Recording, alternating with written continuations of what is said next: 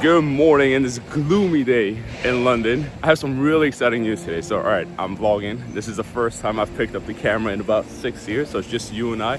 Jack is back home. I traveled here directly from my race in Road Atlanta for two reasons. One, we just signed the biggest deal in HAC's history. We are going international. We signed a deal with Pizza Express Group. They own 360 Pizza Expresses here in the UK, and they're in 16 other countries. So they're a they're a global brand. And we just signed a 50-store deal for them to expand us into the UK, which would be England and Ireland. And after that, they want to help us expand into Asia and all over Europe. So some really big things are coming for HAC. That's the most exciting thing ever. Oh, the guy is gonna snatch my phone out of my hand. And then number two, what's number two? Number two is while I was with the McLaren guys at Road Atlanta talking to them, they told me about this car that they are building. I won't say what it is. So I wanted the 788 allocation, but those are all taken up. There's only 200 of those. So they told me about this. I can't say too much, but they told me about this very special car that they were building that they're going to reveal in a couple months that is more special than the 788. Think Valhalla-ish. I'm actually going to be selling my Valhalla to get this car. Selling my one-of-one bespoke Valhalla to get this car. So that's how cool of a car it is. This Valhalla that I've been waiting 3 years for, that I'm getting in like 2 or 3 more months. Car I've been waiting for so long, I'm getting rid of in an instant to get this new McLaren. So that's how cool of a car it is. I cannot say anything else. They might show it to me today because I got invited to McLaren's MTC Center and then their MSO department. I think that's where the car is, and the race division. So we're gonna go see all three of those today. I hope my car is still here because I left it here. Okay, there it is. All right, fun fact about England. It was $32 a day, or 32 pounds a day to rent this car, this BMW. But parking over here is £8 per hour. Per hour. I'm getting screwed. These are wheels for the week. Oops, wrong side. BMW, baby.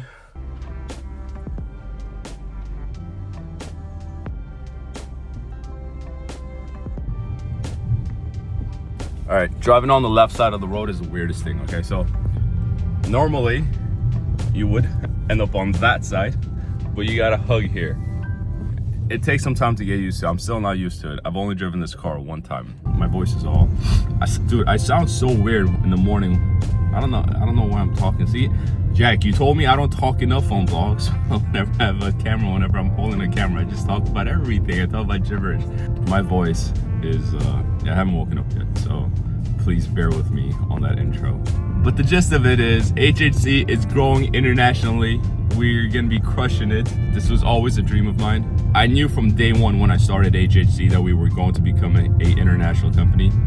This is the reason we chose Houston's Hot Chicken for the name instead of Edmond's Hot Chicken. Wanted that American sound, American feel to the company. So yeah, everything's just happening. They asked me yesterday, actually, when we signed the deal, they go, this must feel surreal. Like, how's it feel? It must feel surreal. I was like, yeah, it's cool. Like, I knew it was gonna happen. So it's just another check. I have a few more checks to go. I mean, of course, it's so exciting that we're expanding into Europe. Don't get me wrong, it's the coolest freaking thing ever. But my point is, it's like when it wasn't a surprise. I wasn't shocked. Oh my God, we're going into Europe. No, it's like, okay, I knew it was gonna happen. The day it will like hit me hard and be emotional, and like the day I've made it is when we open up a HHC in my hometown in Uppsala, Sverige. So that'll be a cool day. Until then, just another country. This is for all my Americans. We're on a 3-lane highway, and this is how fast I'm going, okay? The speed limit here is 30 miles an hour. And you can't go fast because there's average speed cameras everywhere. So if you don't believe me, look at that, 30. Speed limit's 30. So everyone's driving so slow because they have cameras hidden in the freaking bushes that are taking your average speed. So if you're going 40 and then slowing down for the camera, it'll average out that you're going faster and send you a ticket. This is unbelievable.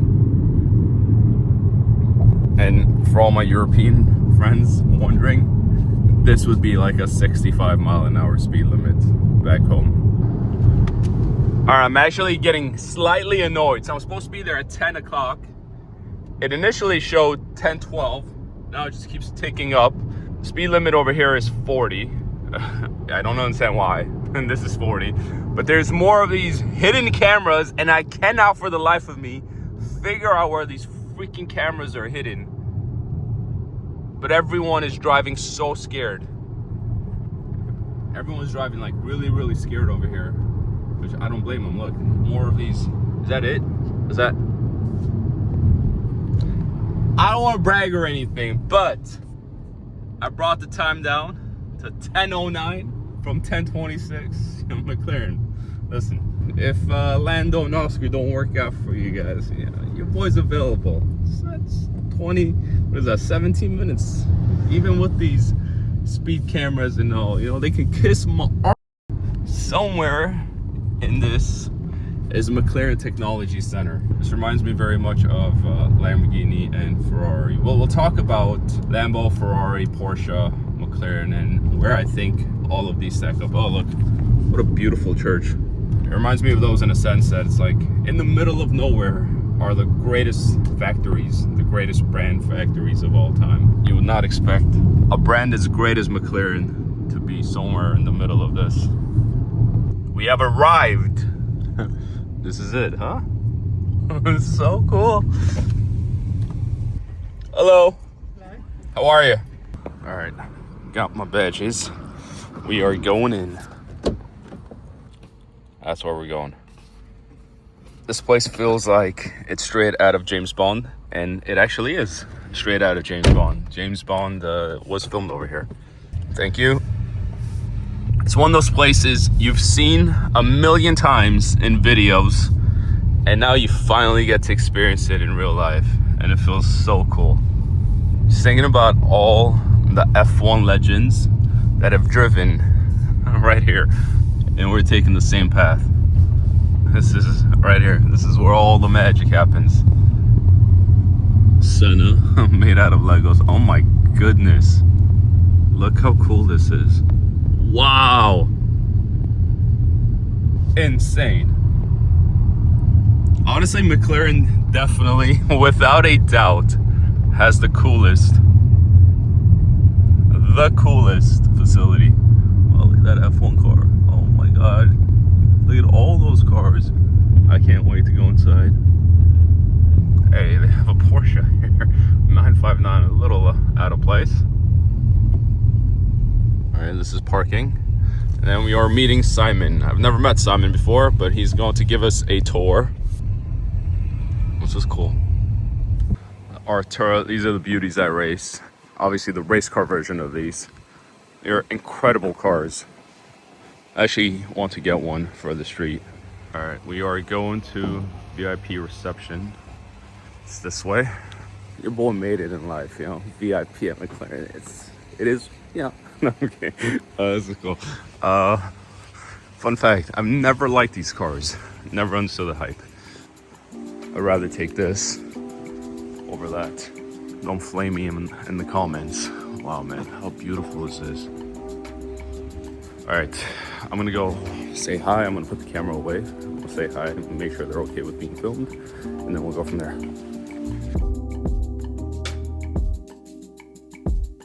Let's step inside McLaren Technology Center. And if you're wondering why I'm doing a voiceover, it's because I was too shy to talk in person. I was being a little vagina. But look at this view as you walk in, casually flaunting the most dominant F1 cars ever made. With the exception of this one, the 2026. Who needs a gym membership when you have a full carbon fiber tub? Either this thing was really light or I'm just really strong. And this is the trophy hallway where they showcase every trophy ever won. And if I win the championship this year, I'll have my own trophy with my name on it, placed forever in this hallway. Can you imagine my trophy next to Ayrton Senna's? Okay, well maybe not right next to it, but somewhere in this room.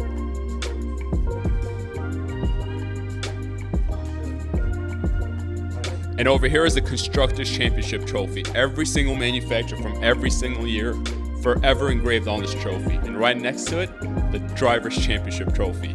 Talk about Formula One history on this one single trophy. Every single driver has touched this trophy, from Fangio to Ayrton to Prost, Schumacher, Jensen, Hamilton, Verstappen, Lando. They've all touched this trophy. How cool is that? The actual Le Mans winning F1 GTR, I only glanced over it because to its right sits arguably the most desired car on planet Earth, the F1 LM, which McLaren recently got an offer for that they of course declined. I'm not allowed to disclose how much it was, but let's play a game and have you guys guess what the offer was, and whoever is closest, I'll heart the comment. I want this car so bad. I think one day when I finally sell the HHC, I'll take all my earnings and trade it towards this car. So McLaren, if you're watching this video and you want to trade this stupid little orange car for, call it 100 restaurants, slide in my DMs, we'll make it happen.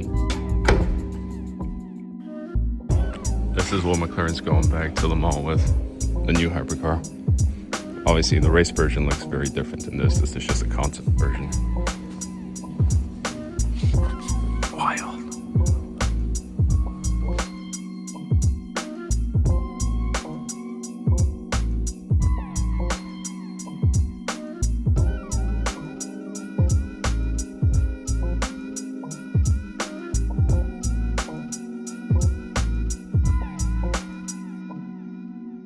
All right, this is the first car Bruce McLaren raced. His dad bought him this car, and he tinkered with this car at the age of 15 and figured out how to increase power, figured out optimal shifting RPMs. This is where his engineering came in.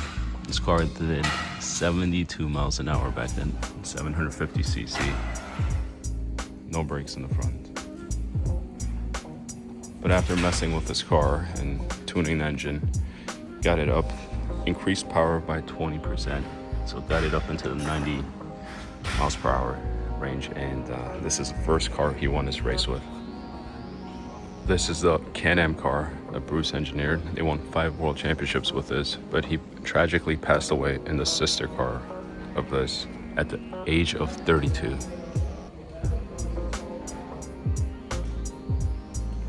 It's kind of sad to see this car. And served over here on this platter, some delicious food. Behind these doors is where the magic happens. This is their production line, a massive warehouse where they build every car from the W1 to an Artura. Obviously, as the sign says, I wasn't allowed to film, but let me fill you guys in on some secrets because I got a lifelong question finally answered. At the end of the production line, once they've assembled the car, there's a dyno station where they drive every car through all gears and through the entire RPM range. Afterwards, they even take the cars out for a spin around town to make sure everything works properly. And that's why every single brand new car has some miles on the odometer. It's all manufacturer tested miles. So what I conclude from this is that having to break in a car is actually a myth because the manufacturers do it for us before we take delivery. All right, so we're leaving McLaren Technology Center right now. Had one of the coolest days I've ever had. The things I saw in there, I cannot explain how cool McLaren is. Moving forward, it is only McLaren for me. I got to see where my SLR was actually built 20-some plus years ago. I saw a new car that's being unveiled. Had signed an NDA for that. Cannot say anything about it. Very beautiful, very cool. And now we're headed over to the MSO department. Saw some trophies, saw everything. I mean, everything McLaren, like the whole history of McLaren. I got a tour from a couple of gentlemen, and they explained everything about McLaren, and man, I fell in love with the brand all over again. Now we're headed over to the MSO department, and after that we are going to the race department. Oh, and by the way, that 959 is actually Zach Brown's car. 959 is Zach's car, and if you can tell over there it says ZB, or as the Brits say, ZB, and that's where he parks his car. It's his parking spot. So he drives his 959 and he's at a 288 GTO and a bunch of other cars, but drives it to work, parks there, goes upstairs, comes back, drives the 959 and home. What a life. Well deserved, because he has helped build all of this along with, I think that's the car I'm supposed to follow. Okay, he's done all this along with Ron Dennis, so yeah, it's pretty cool. This is incredible. McLaren McLaren, I am in love with you. All right, cool. Next place. But if you're wondering why there's so much water here, this is actually their air conditioning.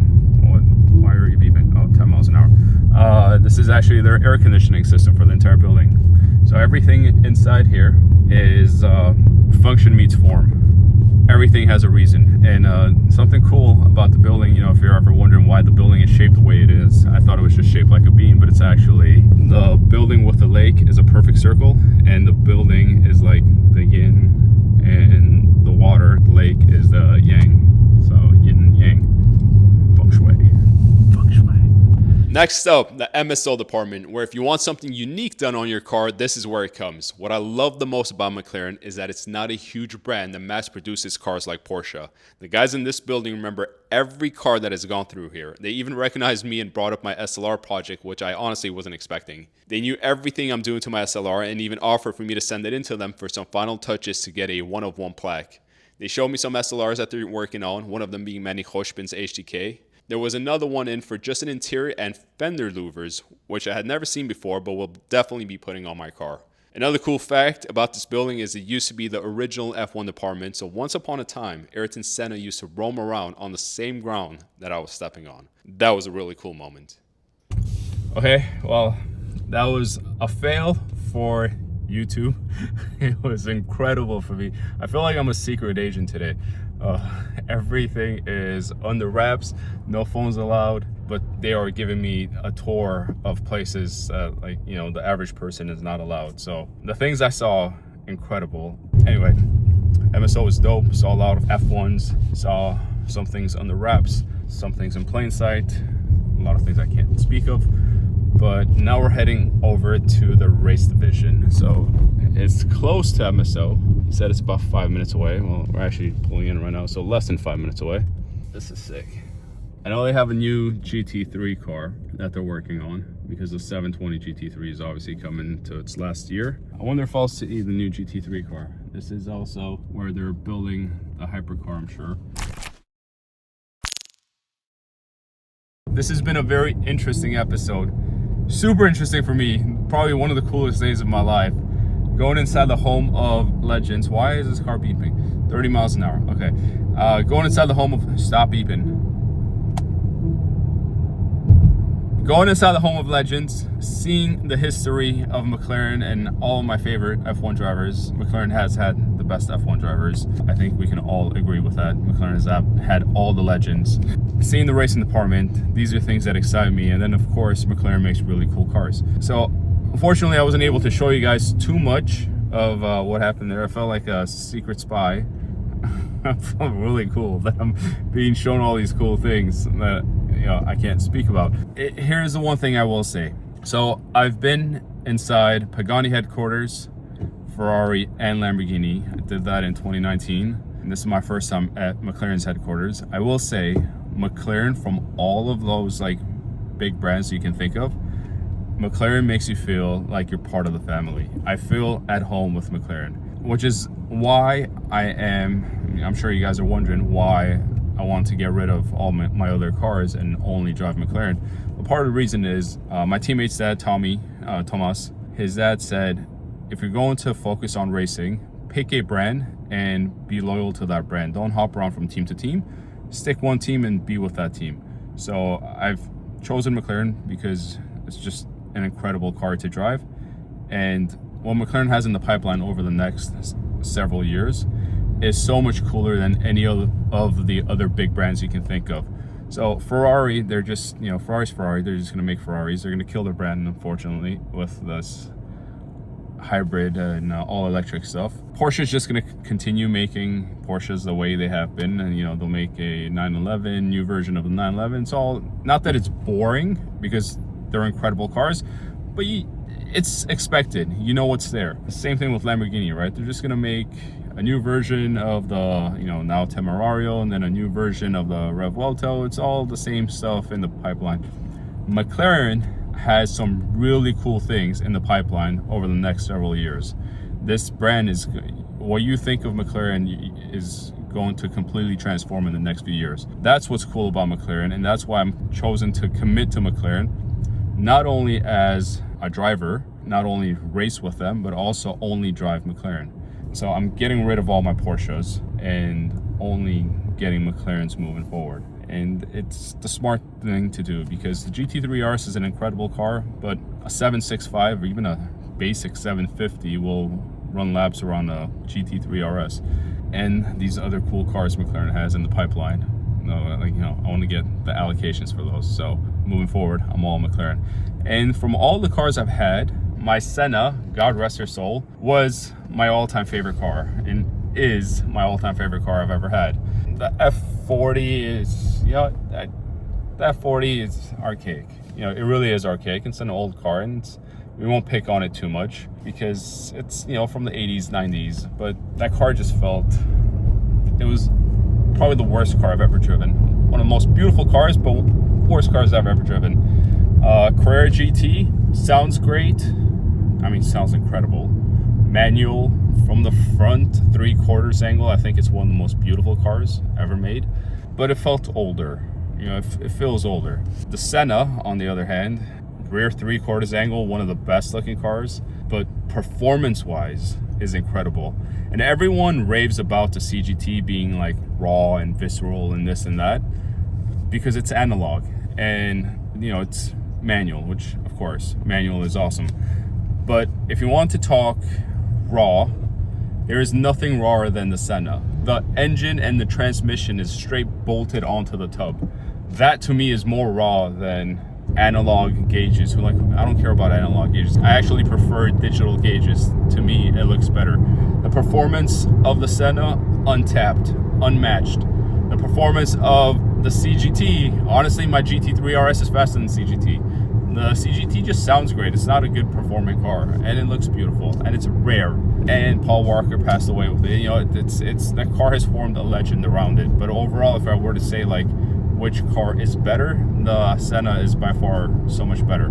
So imagine what McLaren has in store. Imagine that level of car, but the newer version of it. It's incredible. It's insane. So yeah, gonna go to the dealer when I land, when I get home, and get a 750S, and then we'll see what else. I have a long drive to London, so I've got to go take a piss. I'm gonna go to the gas station and get a protein bar. I hope you guys like some of the behind the scenes stuff. This was actually really fun for me, filming a vlog like this on my iPhone. I think I'm gonna do this a lot more. This is feels more intimate. I will see you guys out of nowhere, but ciao bella. I said ciao again. I haven't said ciao in a very long time now. Back to vlogging with my own camera. It feels cool. All right, adios, bye bye.